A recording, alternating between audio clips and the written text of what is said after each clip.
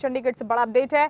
High power purchase committee की बैठक शुरू हो गई है। मुख्यमंत्री मनोहर लाल की अध्यक्षता में ये बैठक हो रही है। हरियाणा निवास में बैठक की जा रही है। बता दें आपको कि सरकारी खरीद के एजेंडों पर इस बैठक में चर्चा हो रही है।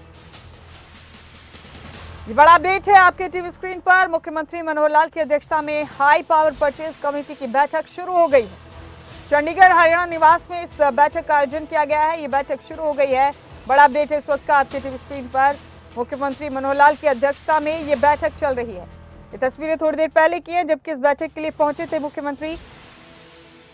सरकारी खरीद के एजेंडों पर चर्चा हो रही है। इस बैठक में हमारे साथी जितेंद्र चौधरी सीधे हमारे साथ जुड़े हैं इस खबर पर। हरियाणा निवास से ही उन्हीं का रुख कर रहे हैं हम यहाँ पर। जितेंद्र, बैठक शुरू हो गई है। मुख्यमंत्री की अध्यक्षता में हाई पावर परचेज कमेटी की बैठक खरीद मामलात को लेकर काफी अहम मुद्दों पर चर्चा हो रही है। जितेंद्र, कुछ जान सकते हैं अभी कोई जानकारी निकलकर बाहर आई है अभी तक? देखिए, बिल्कुल काफ़ी अहम मुद्दे थे जिस पर आज चर्चा हुई है मुमताज। और इसमें अगर हम बात करें तो कई जो ब्रिजेस हैं, माइक्रो इरिगेशन है, इस विषय को लेकर के चर्चा जो है वो होते हुए नजर आई है। हमारे साथ सीईओ हैं वाटर रिसोर्सेज अथॉरिटी के और मिकाडा के, उनसे बातचीत करेंगे। सतवीर कादयान जी, सर, किस तरीके से आज बैठक के अंदर चर्चा हुई है, क्या कुछ मुख्य रहे? सीएम साहब की प्रायोरिटी पानी पे बिल्कुल क्लियर है। चाहे पानी के यूज़ पे हो, चाहे पानी के कंजर्वेशन पे हो, या पानी के ओवरऑल मैनेजमेंट पे हो। तो आज जो प्रोजेक्ट किया है वो पायलट प्रोजेक्ट है मोरनी के एरिया के लिए, जिसमें माइक्रो इरिगेशन का इस्तेमाल करके ज़्यादा से ज़्यादा एरिया को कवर करने का प्लान है। इसमें 6 गांव की लगभग 500 एकड़ हेक्टेयर भूमि जो बीज पैदा करते हैं, उन किसानों को इसका बहुत बड़ा फ़ायदा होने वाला है।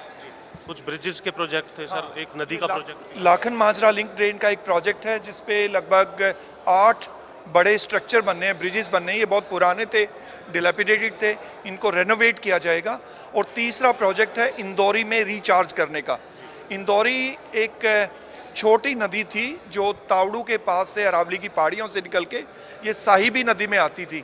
तो अनफॉर्चुनेटली इंदौरी भी और साहिबी भी, और इसके साथ 2 और नदियाँ कृष्णावती और दोहन, इनका वजूद लगभग मिट गया है।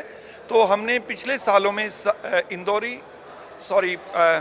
कृष्णावती और दोहन को हमने एक तरीके से रिचार्ज स्ट्रक्चर बना के उनका इस्तेमाल शुरू कर दिया है। अब साहिबी पे काम कर रहे हैं। इंदौरी साहिबी का पार्ट है, उसमें हम बारिश के दिनों में पाटौदी डिस्ट्रीब्यूटर से पानी लेके जाएंगे, तो काफ़ी गांव का आसपास उसमें फ़ायदा होने वाला है। साहब ने क्या कुछ डिसीजन किया है आज इस बैठक पे, क्योंकि हाई पावर परचेज थी, सप्लाई एंड डिस्पोजल? 3 प्रोजेक्ट हमारे अप्रूव हुए हैं। उनमें नेगोशिएशंस के लिए कॉन्ट्रैक्टर्स L1, L2, L3 को बुलाया था और तीनों हमारे आज क्लियर हो गए हैं।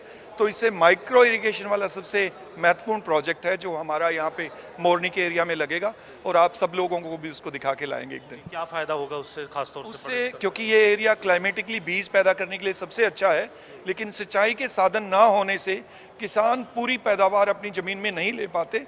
वो अक्सर एक फसल लेते हैं, वो भी जो कूल का पानी आता है उससे।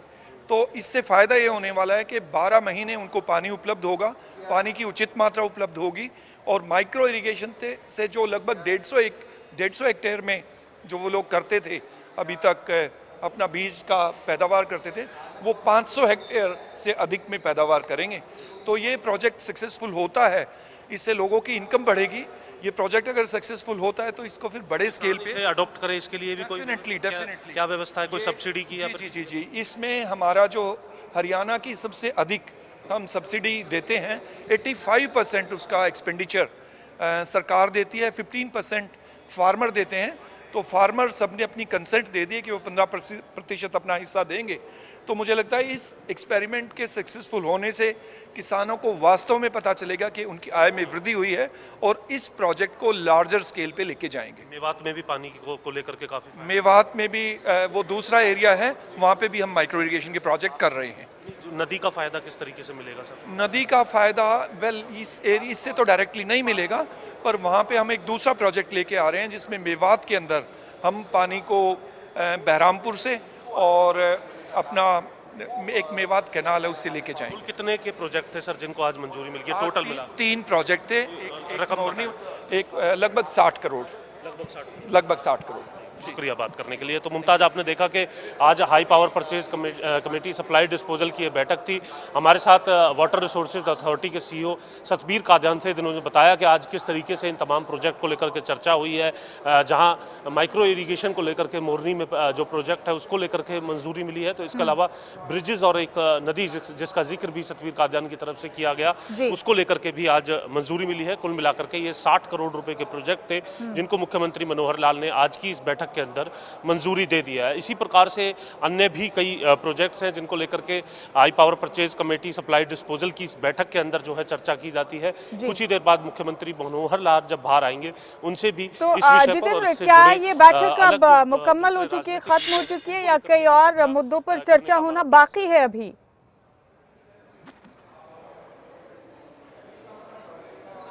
देखिए मुमताज, विभाग दर विभाग ये बैठक होती है। वाटर रिसोर्सेज अथॉरिटी को लेकर के जो प्रोजेक्ट्स यहाँ पर लगे थे, उन प्रोजेक्ट्स को लेकर के जो मंजूरी है वो दे दी गई है। नेगोशिएशन की बात भी यहाँ पर बताई गई कि नेगोशिएशन उसमें हुआ और करीब 60 करोड़ रुपए के ये प्रोजेक्ट हैं जिनको मंजूरी मुख्यमंत्री मनोहर लाल की तरफ से यहाँ पर दे दी गई है। तो सीधे तौर पर जो प्रोजेक्ट्स को करने में रुचि रखते हैं उनसे सीधे संवाद इस बैठक के अंदर किया जाता है। फिलहाल बैठक जारी है क्योंकि दूसरे विभागों के जो एजेंडे हैं उन एजेंडों को लेकर के यहाँ पर चर्चा की जा रही है, नेगोशिएशन किया जा रहा है। वाटर रिसोर्सेज अथॉरिटी से संबंधित जो एजेंडा था उस पर चर्चा समाप्त हो चुकी है और उसकी जो बैठक है वो खत्म हो चुकी है। लेकिन high power purchase supply and disposal की क्योंकि ये बैठक है, तो इससे संबंधित जो दूसरे विभाग है या फिर जो दूसरे एजेंडे हैं उनको लेकर के चर्चा फिलहाल जारी है। देखते हैं बाकी विभागों को लेकर क्या चर्चा होती है जितेंद्र, और क्या नतीजा निकलता है। हम आपसे अपडेट्स लेते रहेंगे। फिलहाल आपका बेहद शुक्रिया इस अहम जानकारी के लिए।